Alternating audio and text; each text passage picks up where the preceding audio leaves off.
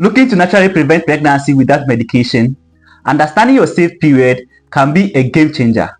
In this video, I will show you how to calculate it step by step so you can take control of your reproductive health.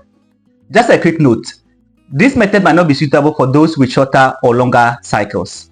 Hi, I'm Mr. First, a professional registered nurse dedicated to educating the public about reproductive health. Today, we are exploring the safe period calculation, a natural method to prevent pregnancy.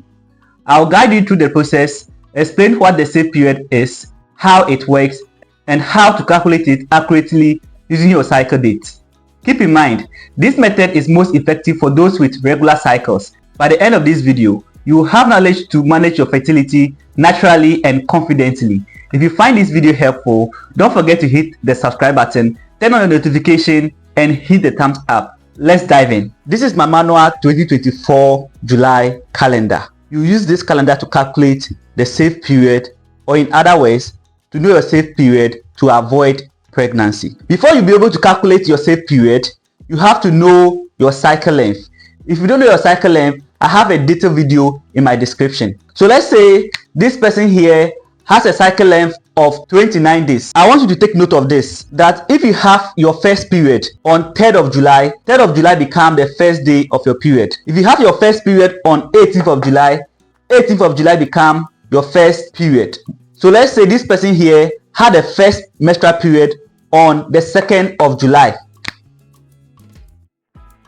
So the 2nd of July becomes the first day of the period. So you will count your cycle length, and we said this person here has a cycle length of 29 days. So we start from here: 1, 2, 3, 4, 26, 27, 28, 29. So this is our cycle length for someone who has a 29 days cycle length. So the next thing I would like us to know, or you get to know, is our ovulation date. So your ovulation day equals your cycle length minus 14 will give you your ovulation date. Our cycle length here is 29 minus 14.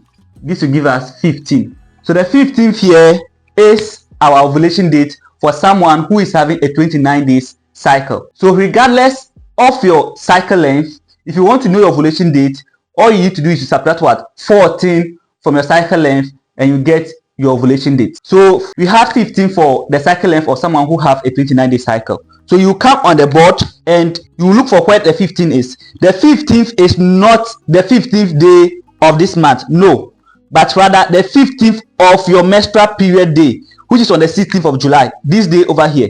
So this day over here becomes your ovulation date. And your ovulation day is the day when the egg is being released from the ovaries for fertilization to occur. I would like you to note something over here, that the average lifespan of the sperm is 5 days, and the lifespan of the egg is 12 to 24 hours.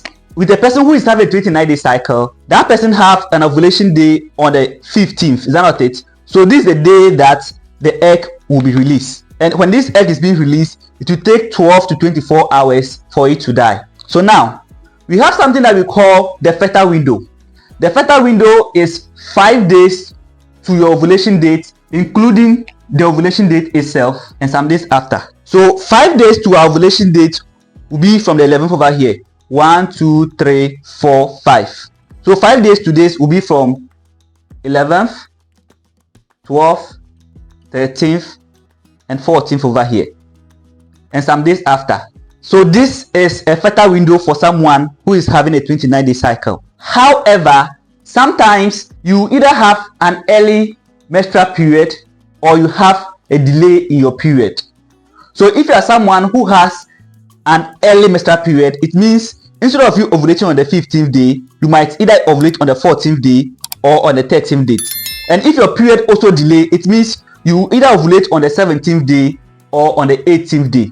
So because of those factors, you'll be adding more days to it. We said the sperm live from an average of 5 days. So if you are someone who has sex on the 10th day over here, let's count 5 days from the 10th day. 1, 2, 3, 4, 5. That means when you ovulate early, you are likely to become pregnant. So you add this day to the day. Let's check for the 9th day. 1, 2, 3, 4, 5. That means your chances of becoming pregnant is moderate compared to 14th. So let's just add that one just to save ourselves in terms of what? There's an early ovulation. In situation whereby the person ovulation delays, it means the person will ovulate on the 17th or on the 18th. So in that case over here, you add 2 days extra to it just to make sure that we are safe. So these cycle days here are the days that if you are someone who does not want to become pregnant, then you shouldn't have sex on these days unprotected if you don't want to become pregnant. But any of the days over here that is not circled are the 3 days that